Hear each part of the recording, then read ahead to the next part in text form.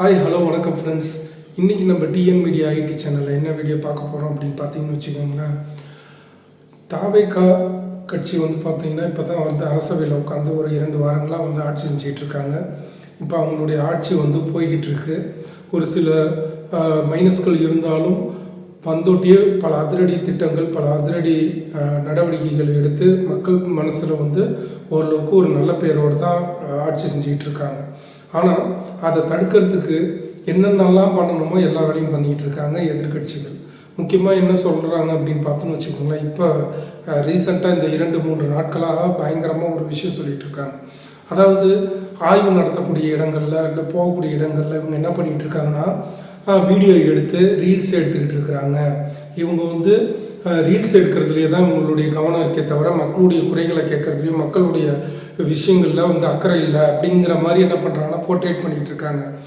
மக்களே நல்லா ஒன்று தெரிஞ்சுக்கோங்க, ரீல்ஸ் எடுக்கிறது யார் நல்லா யோசிச்சு பாருங்கள்.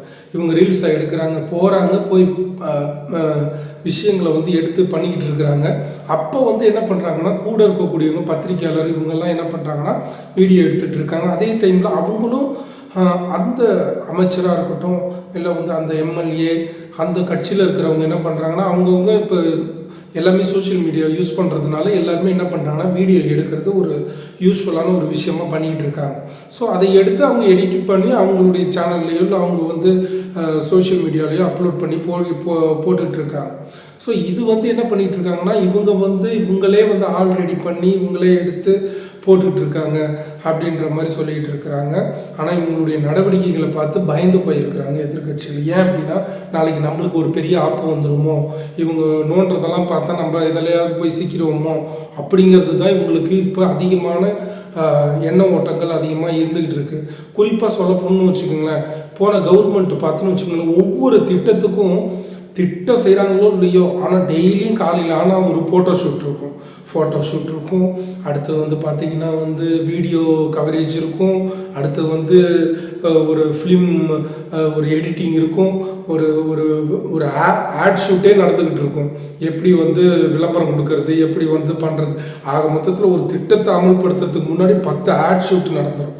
ஓகேங்களா. வயலுக்கு நடுவில் மிகப்பெரிய ஒரு காங்கிரீட் சாலை போகும்.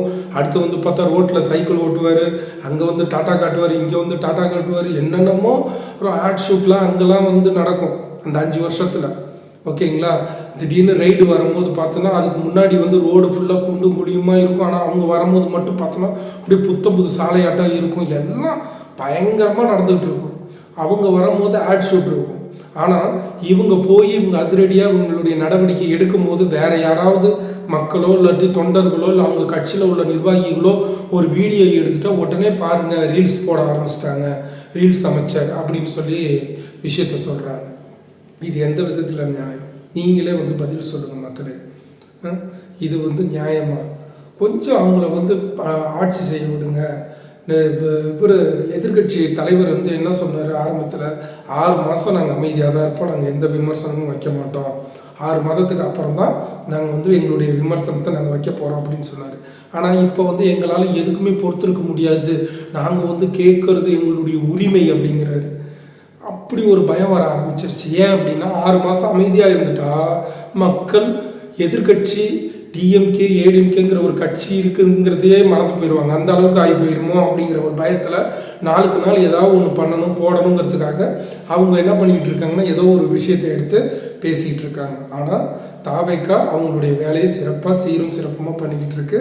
ஸோ நம்மளுடைய சப்போர்ட் அவங்களுக்கு கொடுத்துக்கிட்டே இருப்போம்.